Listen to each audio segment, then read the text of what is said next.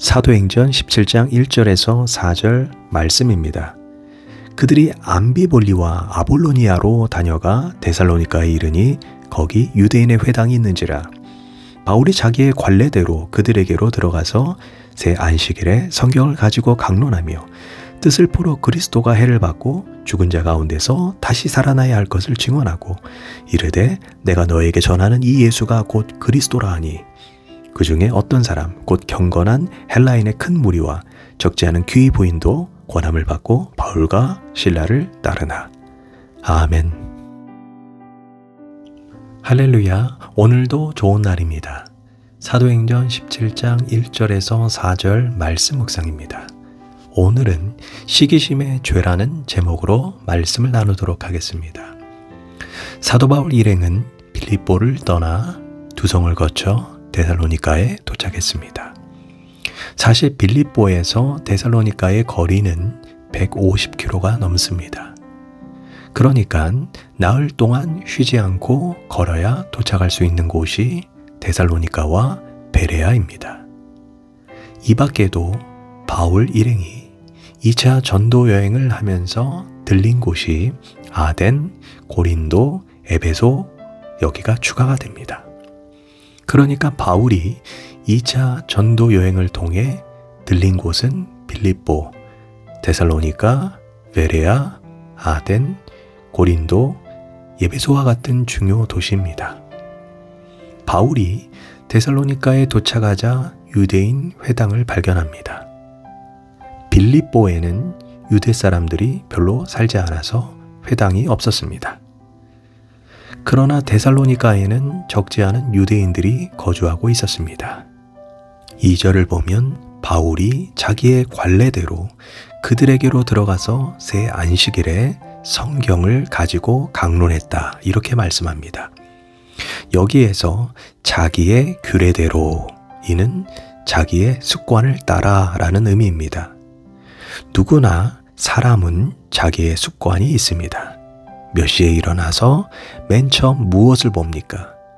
신문을 보거나 인터넷 뉴스를 보거나 새벽 예배를 가거나 아니면 집에서 성경을 봅니다. 이와 마찬가지로 바울은 나름대로 4가지 자기 습관이 있었습니다. 첫째가 안식일을 지키는 것입니다. 사도 바울은 아무리 멀고 오랜 여행을 해도 꼭 안식일을 지킵니다. 우리말로 말하면 만사를 제쳐놓고 주의를 엄격하게 지켰다는 것입니다. 그래서 그런지 유대 사람에게 이런 말이 있습니다. 유대 사람들이 안식일을 지킨 게 아니라 안식일이 유대 사람을 지켰다. 이처럼 주의를 지키는 것만으로도 우리의 신앙을 지킬 수가 있습니다. 예전에 우리의 신앙은 출장을 가더라도 본 교회에서 주의를 지키지 못하면 반드시 출장지에서 교회를 찾아 주의를 지켰습니다. 코로나 이후 우리는 삶의 예배를 강조합니다. 그러나 그 삶의 예배라는 것도 주의를 지키는 사람이 그 연장선 속에서 삶의 예배를 드리는 것입니다. 주의를 어기는 사람이 삶의 예배를 지킨다는 것은 어불성설입니다. 예전에 교구에 있을 때 저는 결혼 주례를 하면 반드시 부탁하는 말이 있었습니다. 둘이 아무리 사랑하려 해도 사랑의 영을 받지 못하면 사랑하지 못합니다. 사랑하고 싶지만 사랑하는 마음이 안 생기면 도리가 없지 않습니까? 행복한 가정을 이루려면 주일날은 꼭 교회에 나와서 예배를 드리라고 당부했습니다. 심지어 부부싸움 한 날조차 주일날은 꼭 교회에 같이 나오라고 말합니다. 주일을 지키는 것이 결국 가정을 지키는 일이기 때문입니다. 주일을 지키는 습관, 이것은 신앙인의 필수입니다. 둘째, 사도 바울은 어디서나 꼭 회당을 찾았습니다. 회당에 갔다, 그러니까 교회에 나가는 것입니다. 교회가 없을 때에는 한적한 곳으로 가서 장소를 옮겨 강가에서 안식일을 지켰습니다. 바울에게 주일은 그렇듯 엄격하게 지키는 나름의 관례가 있었습니다. 셋째, 회당에 들어가면 기회를 얻어서 하나님의 말씀을 바울은 강론했습니다. 유대 회당에서는 일단 성경을 읽은 다음 누군가 이에 대하여 말할 사람이 있으면 말하세요 라는 관례가 있습니다. 바울은 그때마다 일어서서 성경을 풀어 해석하는 목회자로서의 본분을 다했습니다. 넷째, 바울은 어느 장소든 메시지의 핵심은 그리스도를 증거하는 것입니다. 바울은 성경을 풀면서 예수가 메시아다, 이 예수가 바로 그리스도다 하는 것을 증거했습니다. 어디서나 그는 앉으나 서나 항시 때를 얻든지 못 얻든지 예수님을 증거했습니다. 이것이 그의 자기 습관입니다. 그러자 4절은 이렇게 말합니다. 꼭 경건한 헬라인의 큰 무리와 적지 않은 기부인들도 권함을 받고 바울과 실라를 따르니, 헬라 사람 가운데 많은 사람이 바울의 말을 따랐고 적지 않은 귀부인들도 따랐다고 말합니다. 여기에서 귀부인이란 유대 여성을 말합니다. 특별히 로마 귀족들은 유대 여성이나 후대에는 기독교 여성들과 결혼하는 것을 중시했습니다. 왜냐하면 이방 사람 로마 여성은 생활이 너무나 음란하고 방탕했기 때문입니다. 고로 로마와 헬라의 지성인들, 즉 돈 많은 사람들, 귀족들은 좋은 자녀, 깨끗한 자녀를 얻으려고 유대 여자와 결혼했습니다. 바로 그녀들이 여기서 말하는 귀부인으로 사회적으로 아주 높은 신분을 지닌 유대 여성입니다. 그 사람들이 이방인과 살고 있다 해도 유대 사람이기에 안식일에 와서 회당을 나옵니다. 이후에 그녀들이 기독교인이 되어 자신의 자녀들을 기독교인으로 키웁니다. 바로 그 자녀들이 자라서 로마 제국을 기독교 국가로 만드는데 이바지한 것입니다. 하여간 바울의 데살로니가 선교 여행은 매우 성공적이었습니다. 그러나 이렇게 일이 잘 되니까 핍박이 따라옵니다. 5절을 보면 유대인들이 시기하여, 즉 바울이 회당에 들어가서 말씀을 전하니 많은 유대인과 헬라인이 바울의 말씀을 따라 예수를 믿게 됩니다. 그러자 회당에 유대교 지도자들이 사도 바울을 시기하고 질투합니다. 유대 율법주의자들은 앞으로 미래에 메시아가 온다, 이렇게 기다리라고만 했는데 바울은 메시아가 이미 왔습니다. 그분이 바로 예수 그리스도입니다. 이렇게 말씀한 것입니다. 여기에 설득되어 모인 사람들이 예수님을 받아들이게 된 것입니다. 고로 유대 지도자들은 자신들의 지도력을 상실하게 되었습니다.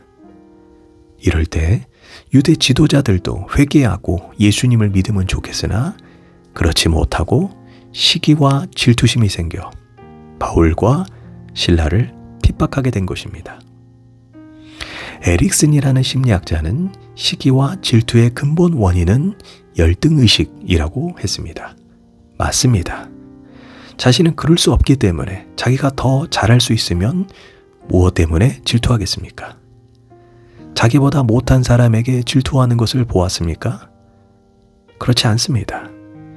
그러나 성숙한 사람은 자기보다 잘된 사람을 위해서 아주 즐거운 마음으로 박수를 칠 수 있습니다. 다른 사람의 기쁜 일에 내가 더불어 기뻐할 수 있는 사람이 열등감을 극복한 사람입니다. 안타깝게도 이 유대인 지도자들을 보십시오. 열등의식이 극복되지 못하니 바울과 실라를 향해 시기와 질투가 화산같이 터져나옵니다.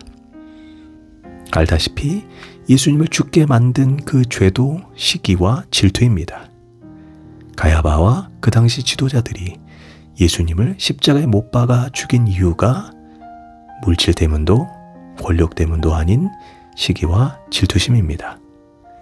빌라도가 이런 고백을 합니다. 저가 그들의 시기로 예수를 넘겨준 줄 알미러라. 바로 시기심이 예수님을 십자가에 죽게 만든 것입니다. 고로 시기 질투라는 것이 직접적으로 누군가에게 피해를 주지 않기 때문에 기독교인들도 죄라고 생각하지 않고 회개하지 않고 그냥 지나갑니다. 그러나 사실은 참으로 무서운 죄입니다. 이것이 악의 뿌리가 되고 사탄에게 문을 열어준다는 것을 잊지 말아야 합니다. 특히 예수 믿는 사람들이 끝끝내 죄인 줄도 모르고 덜컥덜컥 걸려 넘어지는 죄가 바로 시기와 질투의 죄입니다. 유대인들은 시기 질투로 인해 이성도 믿음도 자신이 소중히 여기던 율법도 없습니다. 유대 지도자들은 오늘 본문에 보면 시기심에 불타 불량배, 깡패를 동원해서 바울을 죽이려고 합니다. 율법에서 살인을 금하는데 이들은 시기심에 불타 율법도 잊어버렸습니다. 그들은 바울을 잡으려고 야손의 집까지 갔습니다. 그런데 바울이 그 집에 없자 그 집에 머물고 있는 야손과 그의 일행, 그 집안 식구들을 끌고 가서 소란을 피웁니다. 더 놀라운 것은 유대인들은 로마 사람과 원수입니다.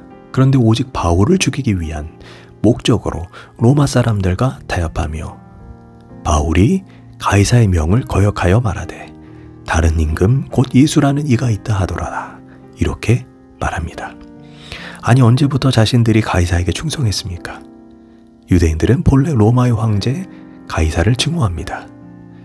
그러나 바울을 죽이겠다는 시기심에 불타 자기 목적 달성을 위해 마치 가이사에 충실이 된 것처럼 가장하고 있습니다. 이처럼 시기와 질투가 우리 마음에 끓어오를 때 자기도 모르게 엄청나게 무서운 죄를 짓게 되고 악의 사람이 되고 나아가서 사탄의 도구로 쓰임받는 것을 알아야 합니다. 결국 데살로니가 전서에 보면 데살로니가 교회는 이런 핍박 가운데 바울을 통해 세워졌습니다. 기도하겠습니다. 하나님, 우리 마음속의 시기와 질투를 깨끗이 제하도록 하나님이여 내 마음을 정결케 하소서. 예수님의 이름으로 기도합니다. 아멘.